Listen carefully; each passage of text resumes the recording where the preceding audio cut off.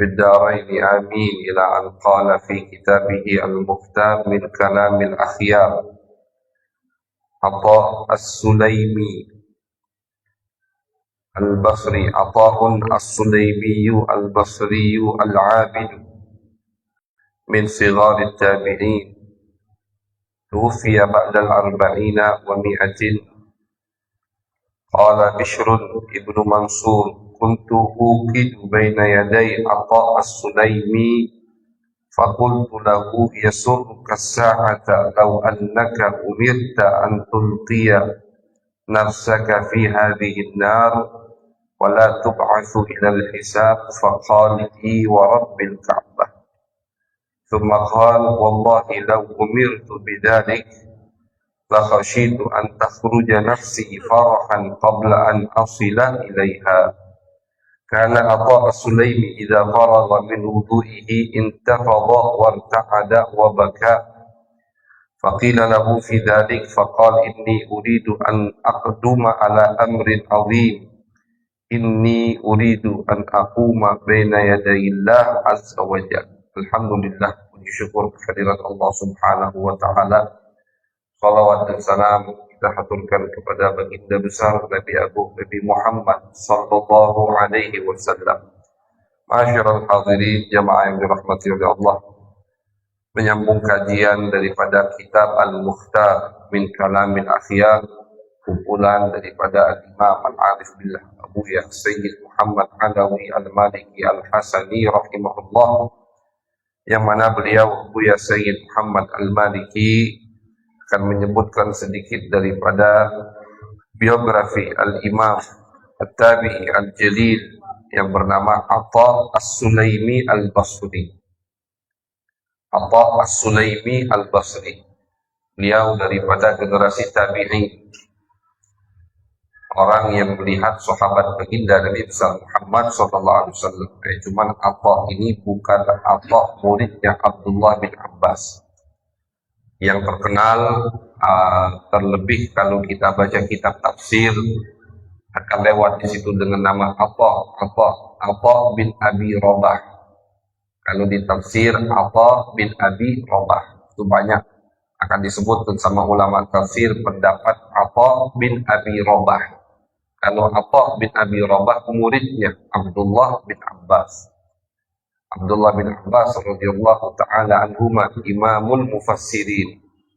Beliau itu ulama dan pemimpinnya, bahkan pemimpin para ulama tafsir, Abdullah bin Abbas. Berkat doa Nabi besar Muhammad sallallahu alaihi wasallam, Allahumma faqihhu fid din wa 'allimhu ta'wil. Doa dari Nabi untuk Abdullah, ya Allah, faqihhu fid din, pahamkan dia agama, wa 'allimhu ta'wil, dan ajarkan dia ta'wil, tafsir Al-Qur'an. Ini doa dari Nabi Muhammad SAW. Makanya beliau, Abdullah bin Abbas, umurnya masih belasan, sudah bisa memahami Al-Quranul Karim dengan pemahaman yang tidak dipahami oleh sahabat lain. Abdullah bin Abbas memang tidak punya karangan kitab tafsir, karena di zaman sahabat belum dipakai metode al-kitabah, metode pengarangan penulisan itu belum ada atau belum banyak di zaman sahabat Nabi. Jadi tidak ada tafsir karangan Abdullah bin Abbas, tidak ada. Tapi kalau kita buka kitab tafsir karya siapapun, karangan siapapun, maka banyak kita temukan di kitab tersebut pendapat Abdullah bin Abbas. Nah, jadi beliau ngarang, ngumpulkan, beliau nulis sendiri tidak ada. Tapi pemahaman beliau di kitab-kitab tafsir yang ada banyak sekali. Murid-murid beliau semuanya ulama tafsir. Atha bin Abi Rabah, Ikrimah, ada Mujahid, ada Sa'id bin Jubair, ada Tawus. Ini lima pembesar ulama tabi'in, dan semuanya murid Abdullah bin Abbas di bidang ilmu tafsir. Ikrimah, Mujahid, Sa'id bin Jubair, Tawus, Atha bin Abi Rabah. Ini yang disebutkan sama Abu ya, Atha As-Sulaimi, bukan Atha bin Abi Rabah, lain lagi, lain orang, karena nama Atha cukup cukup banyak di generasi tabi'in dan tabi'ut tabi'in. Nanti di ilmu tasawuf lain lagi, ada juga terkenal Imam Atha, lain lagi. Jadi di setiap bidang ada imam. Atha As-Sulaimi, kata Abu Ya Sayyid Muhammad, termasuk orang yang rasa takutnya kepada Allah melebihi daripada rasa roja, berharapnya kepada Allah. Seperti yang kita ketahui bahwasanya ketika kita hidup di dunia ini harus memiliki dua makom, dua keadaan yang harus selalu seimbang atau selalu ada pada diri kita. Yang pertama al-khauf, yang kedua ar-raja.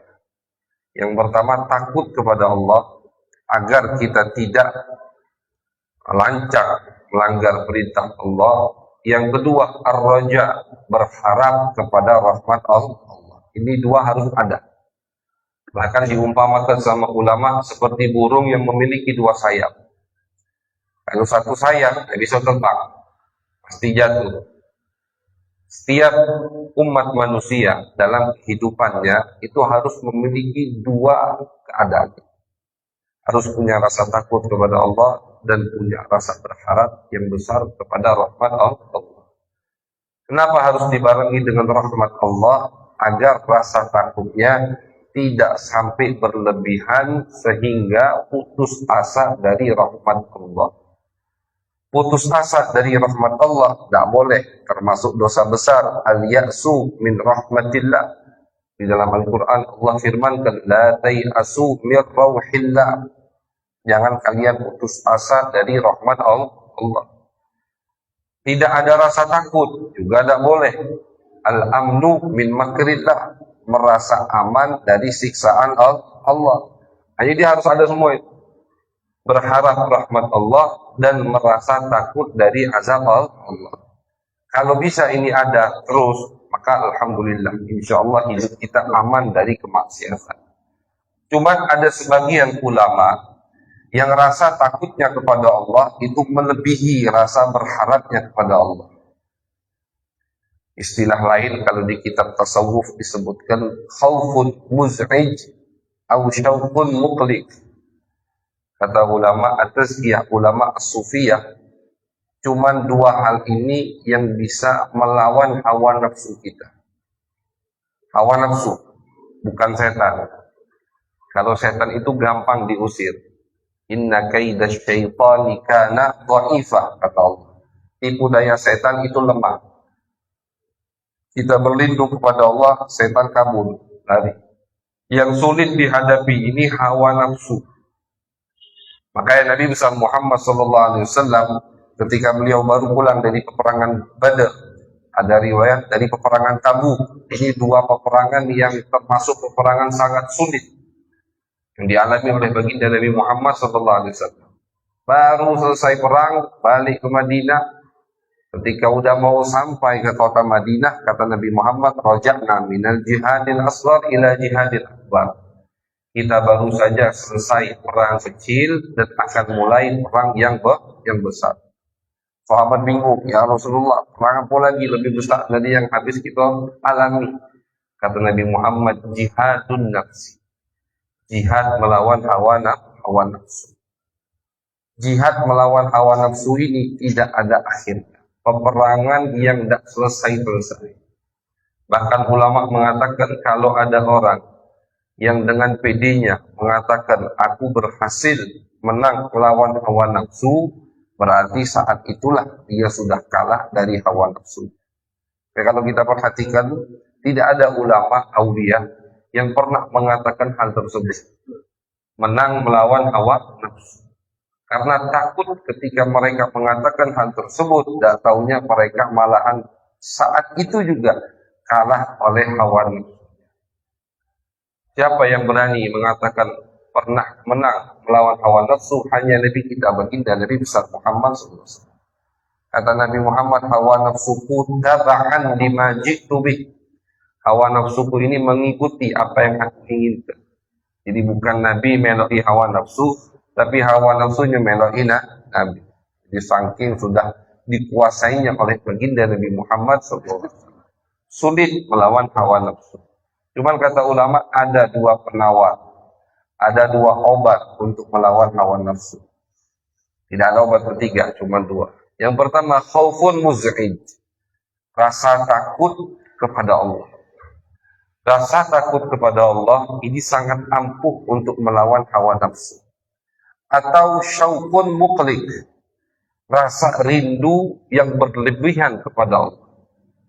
Cinta, jadi kalau tidak rasa takutnya yang berlebihan, rasa rindu dan cintanya kepada Allah yang berlebihan.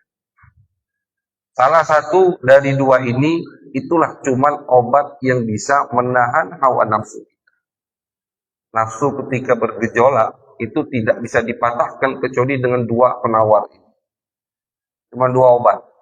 Rasa takut yang berlebihan, atau rasa rindu cinta yang berlebihan. Dan setiap orang beda. Ada orang, jadi ini tidak bisa diratakan, harus rasa takut yang berlebihan. Semua ada, per individu beda-beda. Ada orang yang cukup atau penawarnya rasa takut yang berlebihan. Maka pilihlah obat tersebut, jalan itu. Tekuni, terus terapkan, rasakan di dalam diri kita. Setiap nafsu bergejolak, rasa takut yang berlebihan, kita masukkan, kita rasakan. Ada yang syaukun muklik. Ada yang lebih ampuh untuk dirinya, rasa rindu, cinta yang berlebih. Dan dua metode ini Allah terapkan di dalam Al-Quranul Karim. Ada semua di Al-Quran. Yang ingin rasa takutnya berlebihan, maka baca ayat-ayat azab. Ayat-ayat yang di situ Allah mengancam orang yang bermaksiat. Yang ingin rasa rindu cintanya berlebihan kepada Allah sehingga bisa menahan hawa nafsunya, baca ayat-ayat nikmat. Ayat-ayat yang di situ Allah mengingatkan banyak pemberian dari Allah untuk kita. Jadi kalau yang dibaca ayat takut, ayat-ayat azab terus, rasa takutnya akan berlebihan.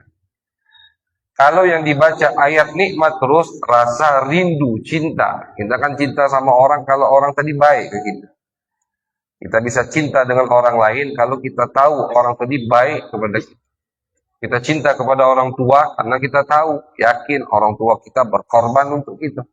Sama guru juga begitu. Sama orang begitu. Jadi manusia akan cinta kepada orang lain kalau tahu dia orang tadi baik kepadanya. Ketika kita banyak baca ayat suci Al-Quran yang berkaitan dengan nikmat, maka akan tumbuh rasa cinta yang berlebihan kepada Allah, yang mana rasa tersebut sangat ampuh untuk menahan hawa nafsu. Setiap orang beda-beda obatnya. Apa As-Sulaimi termasuk yang rasa takutnya berlebihan kepada Allah. Beliau memilih jalan itu karena beliau merasa itu yang lebih ampuh untuk menahan hawa nafsu. Saking takutnya beliau kepada Allah, diriwayatkan oleh temannya yang bernama Bishr bin Mansur. Kata Bishr, aku pernah suatu hari, biasa orang kalau lagi duduk di tengah gurun pasir, di Badiah, di Bawadi, itu suka ngidupkan api unggun. Menghidupkan api, kata Bishr. Di sampingku ada Atha As-Sulaimi. Ketika aku menghidupkan api, aku ngomong ke Atha, kalau misalkan ada perintah dari Allah, kau masukkan apimu, masukkan dirimu ke api, bakar dirimu. Tapi balasannya, wala tub'atsu ilal hisab, kau tidak bakal dihisab sama Allah. Misalkan, kata Bishr, ada perintah dari Allah, ada tawaran.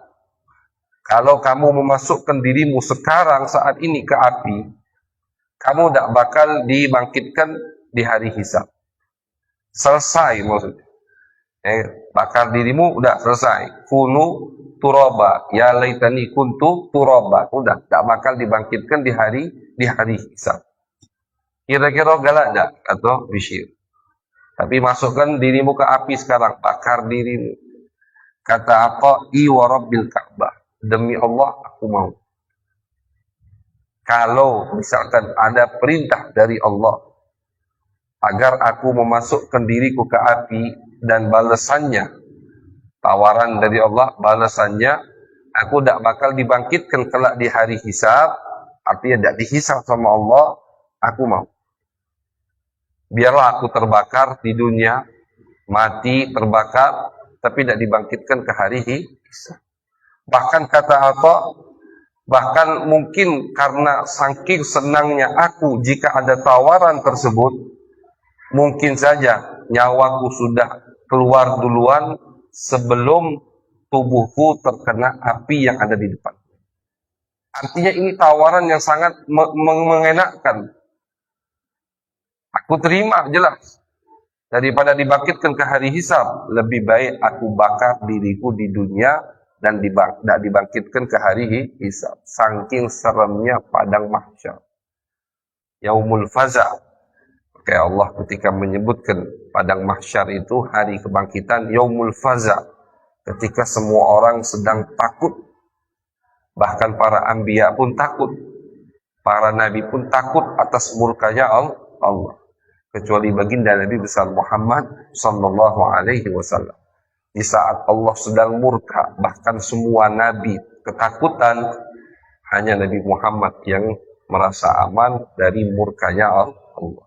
Nah, jadi kata Atha As-Sulaimi, saking dak pedenya beliau dengan amalnya, lebih baik aku dibakar hidup-hidup daripada aku dibangkitkan. Kalau memang ada tawaran seperti itu. Luar biasa. Ya, padahal amal beliau diriwayatkan Atha As-Sulaimi itu tidak pernah meninggalkan bangun malam dan wudhu subuh dengan wudhu isya selama 40 tahun. 40 tahun.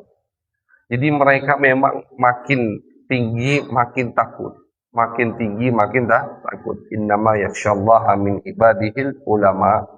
Di dalam ayat suci Al-Quran Allah firmankan yang takut sama Allah itu cuma ulama. Maksud ulama di sini adalah orang yang kenal dengan Allah. Makin makrifat, makin takut. Makin makrifat, makin takut. Bukan makin banyak belajar, makin ngelawan. Itu bukan orang atau bukan alim yang dimaksudkan oleh Allah Subhanahu wa Ta'ala. Radhiyallahu anhum wa radu'an. Dzalika liman khasyiya rabbah. Ketika Allah memuji bahwasanya orang-orang yang beriman fi jannatil khuld, fi jannati adn, berada di surga yang bernama surga Adn. Dan lebih dari surga kata Allah, Allah ridho kepada mereka dan mereka ridho kepada Allah. Ini nikmat yang lebih dari surga. Kayak Sayyiduna Abu Bakar As-Siddiq, beliau pernah mengatakan, kalau misalkan aku masuk surga tanpa ridho Allah, lebih baik aku masuk neraka disertai dengan ridhonya Allah. Keridhaan Allah itu tujuan utama mereka, para ulama, orang-orang yang dekat dengan Allah. Kayak kata Allah, mereka yang beriman, yang beramal baik, fi jannati adn, di surga, khalidina fiha abada. Kekal abadi di surga. Radhiyallahu anhum. Allah ridha kepada mereka dan mereka ridha kepada Allah. Dzalika liman khasyiyah rabbah. Ini kata Allah untuk orang yang takut kepada Tuhan, yang takut kepada Allah. Kayak orang yang paling takut kepada Allah adalah baginda Nabi besar Muhammad sallallahu alaihi wasallam. Nabi itu orang yang paling takut sama Allah. Pengakuan beliau sendiri. Siti Aisyah meriwayatkan Nabi setiap misalkan cuaca berubah, yang tadinya cerah, yang tadinya tidak gelap, tiba-tiba gelap, tiba-tiba mendung, gelap. Nabi itu ketakutan kata Siti Aisyah. Misalkan terjadi gerhana matahari, wah Nabi ketakutan. Paling takutnya orang Nabi Muhammad SAW.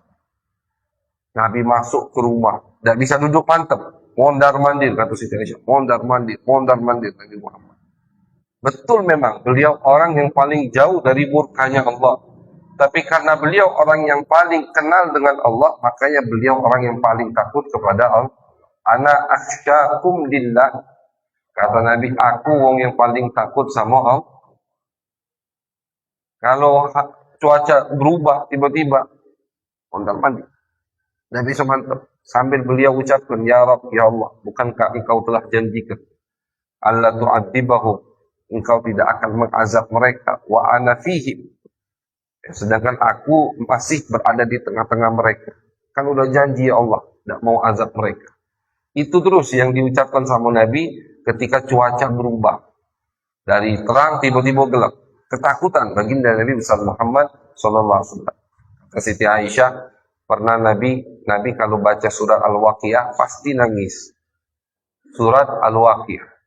Kayak kita dianjurkan untuk banyak-banyak baca surat Al-Waqiah. Isinya itu kan tentang hari kiamat. Idza waqa'atil waqi'ah. Al-Waqiah di sini artinya kiamat. Isinya itu tentang azab, tentang ashabul yamin, ashabul shimal.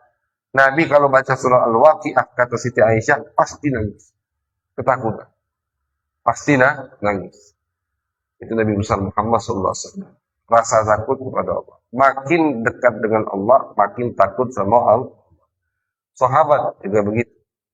Mereka orang yang paling takut kepada Allah. Sayyidina Umar bin Khattab diriwayatkan pernah sakit 1 bulan. Itu keluarganya tidak tahu penyebab sakitnya apa ini. Sakit 1 bulan, keluarganya tidak tahu penyebab sakitnya apa. Kata keluarganya, pokoknya semalam Umar itu keliling, beliau jadi khalifah, keliling kota Madinah, kata budaknya yang menemani Sayyidina Umar. Nah, tiba-tiba Sayyidina Umar bin Khattab mendengar ada rumah yang baca Al-Quran. Ada rumah yang baca Al-Quran. Nah, orang yang baca Al-Quran ini lagi baca surat At-Tur. Sama, di surat At-Tur, di situ banyak juga cerita tentang kiamat. Tiba-tiba Sayyidina Umar akhirnya diam sejenak mendengarkan bacaan orang itu. Jadi bukan beliau yang baca, orang lain yang baca. Cuma beliau tidak sengaja dengar. Saking bersihnya hati sahabat, bacaan orang lain pun masuk ke dalam hati mereka. Apalagi bacaan mereka. Itu saking bersihnya hati sahabat. Bacaan orang lain itu sangat mengena ke hati mereka. Ketika Umar bin Khattab dengar bacaan At-Tur tadi, akhirnya jatuh pingsan. Dibawa ke rumah. 1 bulan sakit gara-gara itu. Gara-gara dengar surat At-Tur mengena ke dalam hati Sayyidina Umar bin Khattab, takut sama Allah sampai pingsan dan 1 bulan dijenguk, tidak tahu penyakitnya. Ini mereka para sahabat. Makanya orang yang takut sama Allah berarti mereka lah orang yang kenal dengan Allah. Orang yang merajalela, banyak meninggalkan ketaatan yang wajib-wajib ditinggalkan, tidak perhatian dengan sunnah baginda Nabi besar Muhammad sallallahu alaihi wasallam, itu berarti bukan walinya Allah, bukan kekasih Allah. Diriwayatkan oleh muridnya Sufyan Ats-Tsauri, kunna idza jalasna ila Tsauri ka'anna an-nar qad ahatat bina. Kata muridnya Sufyan Ats-Tsauri, kami ini kalau duduk di hadapan Sufyan Ats-Tsauri, kayak api neraka ini mengelilingi kami. Macam kita ini dikelilingi api neraka kalau duduk di depan Sufyan Ats-Tsauri. Saking takutnya, jadi dari raut muka Sufyan Ats-Tsauri, hati yang begitu khusyuk takut kepada Allah, tampak di muka, yang hadir itu ngerasa macam kita ini dikelilingi api neraka. Jadi bukan nanti di akhir ada, di dunia ini udah ada api neraka, kita di tengah-tengahnya, saking takutnya Sufyan. Dan bukan hanya manusia yang takut kepada Allah, malaikat juga hamba yang paling takut kepada Allah. Jibril, Mikail. Diriwayatkan Nabi Muhammad nanya ke Jibril, mali ara Mikail yadhak. Kata Nabi, wahai Jibril, kenapa aku tidak pernah melihat Mikail itu tersenyum, ketawa? Kata Jibril, ya Rasulullah, Mikail mundu khuliqatin nar lam yadhak. Sejak neraka diciptakan sama Allah, Mikail tidak pernah ketawa. Sejak neraka diciptakan sama Allah, Mikail tidak pernah ketawa, ya. Saking takutnya. Takut dia termasuk penghuni neraka. Dari neraka diciptakan tidak pernah ketawa. Nah, maka ini yang dipilih oleh kebanyakan ulama, oleh kebanyakan mereka para aulia, lebih mendepankan, terkhusus kata ulama, untuk orang-orang yang masih muda atau yang masih syahwatnya bergejolak. itu harus lebih didepankan, lebih dilebihkan rasa takut. Karena kalau rasa berharapnya yang berlebihan, akhirnya semuanya dia lakukan. Allah itu penyayang, Allah itu penyayang. Makanya baca ayat di Al-Quran, setiap Allah nyebutkan rahmatnya luas, dibarengi dengan siksaannya juga pedih. Allah menyebutkan penghuni surga, Allah sebutkan dengan penghuni neraka. Habis Allah menyebutkan pemberian-pemberian dari Allah, nikmat-nikmat dari Allah, pasti habis itu Allah ancam kita dengan nikmat tersebut. Ini metode manhaj Al-Quran, metode Al-Quran untuk kita membina hidup kita, menata hati kita untuk dekat dengan Allah. Setiap Allah menyebutkan surga, Allah menyebutkan neraka. Allah menyebutkan nikmat, Allah menyebutkan ancaman dengan nikmat tersebut. Diancam sama Allah. Setelah Allah menyebutkan nikmat. Artinya at-targhib wa tarhib. Kita harus memang berharap rahmat Allah, tapi jangan lupa inna rabbaka syadidul iqab. Inna rabbaka syadidul iqab. Bahwasanya Tuhanmu syadid al-iqab. Zat yang maha kejam ketika membalas atau menghukum. Nah, ini harus lebih didepankan. Harus lebih dipenuhi hati kita dengan rasa takut, khususnya orang yang masih bergejolak syahwatnya, masih seger, masih muda. Kecuali satu keadaan, kata ulama, orang yang sudah mau sakaratul maut, yang sedang menghadapi sekarat, yang sudah mau wafat, ini jangan rasa takutnya yang berlebihan. Makanya kalau kita menghadapi orang yang lagi nazar, jangan ditakut-takuti dengan neraka, salah. Diingati sama dosa, ingat dosa kau banyak, jangan, siang bang. Dia lagi susah itu. Orang yang sedang menghadapi sakaratul maut lagi susah. Jangan diingatkan dengan dosanya, sudah. Jangan diingatkan dengan neraka, ingatkan dengan rahmat Allah. Allah penyayang, Allah maha pemaaf. Dosamu tidak ada apa-apanya kalau dibandingkan dengan rahmat Allah. Karena dalam hadis qudsi, Nabi pernah menyampaikan riwayat dari Allah, ana inda dhanni abdi bi falyadhunna bi masya. Kata Allah, aku ini tergantung prasangka hambaku. Kalau kalian bersangka baik kepadaku, maka aku baik kepada kalian. Nah, makanya terkhusus kata ulama ketika sedang menghadapi sakaratul maut, baru rojaknya rasa berharap rahmat Allah harus dilebihkan. Tapi kalau masih belum, masih muda, masih seger semua, nah ini harus lebih takut kepada Allah. Seperti mereka, para ulama. Seperti Nabi Muhammad SAW. Nabi Muhammad pernah mengatakan, Maja'ani Jibril, illa wahwa yar'adu faraqan minal jabbar. Kata Nabi, tidak pernah Jibril datang menghadapku, kecuali di mukanya itu tampak rasa takut kepada Allah.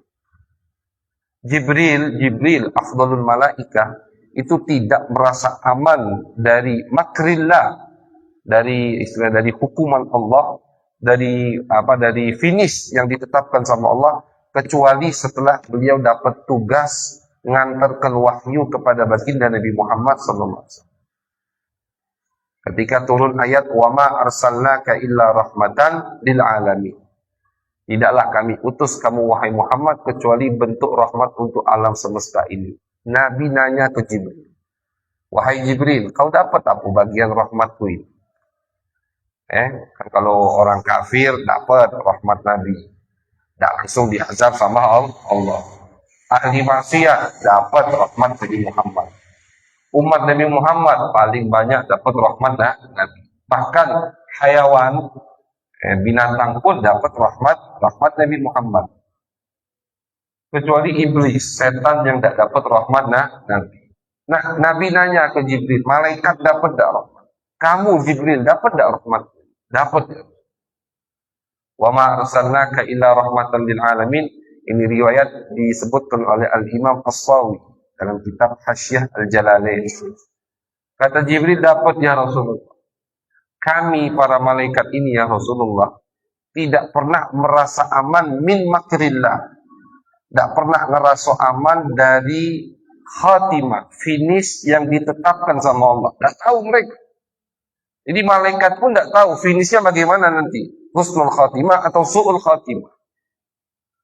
Malaikat itu tidak tahu mereka nanti yang husnul khatimah atau su'ul khatimah. Kenapa mereka takut su'ul khatimah? Contoh yang sangat jelas di atas mereka iblis. Iblis itu a'lamun nas wa a'badun nas. Iblis itu makhluk yang paling alim. Iblis, Azazil, iblis itu kan Azazil namanya. Namanya bukan iblis. Iblis itu lakopnya, gelarnya. Namanya Azazil. Iblis ini kenapa digelarkan iblis? Karena dia suka menipu umat manusia. Makanya dikasih gelar iblis. Artinya iblis itu tukang nipu. Arti iblis itu tukang penipu. Itu arti iblis. Iblis ini sebelum namanya iblis, sebelum dilaknat sama Allah, makhluk yang paling alim. Ustadzul malaikah, gurunya malaikat. Wa a'badu khalqillah. Dan iblis ini hamba Allah yang paling banyak ibadahnya. Nabi pernah meriwayatkan, tidaklah ada tempat di langit satu jengkal kecuali sudah pernah disujuti sama iblis. Di langit, setiap satu jengkal ada bekas tempat sujudnya iblis. Iblis sebelum malaikat jauh diciptakan sama Allah. Iblis. Tapi khatimahnya su'ul khatimah. Tak tahunya ubah drastis, disuruh sujud, sombong, tak mau, gengsi, diusir sama Allah, dilaknat, bahkan diklaim sudah iblis tak bakal taubat. Pasti kekal abadi di api neraka. Oke, malaikat ketakutan. Ini contoh kakak kelasnya istilahnya. Apalagi kita. Makanya kata Jibril, kami tidak ada yang merasa aman. Khatimah kami bagaimana ya Rasulullah? Kecuali anak, kata Jibril. Ketika ditugaskan sama Allah untuk mengantarkan wahyu kepadamu ya Rasulullah, saya ngantar semenjak Nabi dilantik oleh Allah. Di ayat suci Al-Quran, Allah memujiku. Di surat Asy-Syu'ara Allah berfirman, nazala bihi ar-ruhul amin ala qalbika litakuna minal mundirin bilisanin arabiyyin mubin. Kata Allah, yang bawa turun Al-Quran ini kepada Nabi Muhammad, ini Allah yang ngomong di Al-Quran, ar-ruh al-amin. Ruh di sini maksudnya malaikat Jibril. Al-amin yang sangat bisa dipercaya. Dipuji sama Allah. Allah kalau ngomong tidak mungkin berubah. Apalagi di Al-Quran. Allah kalau ngomong tidak mungkin berubah. Udah. Abu Lahab. Tabbat yada abi lahabi watab.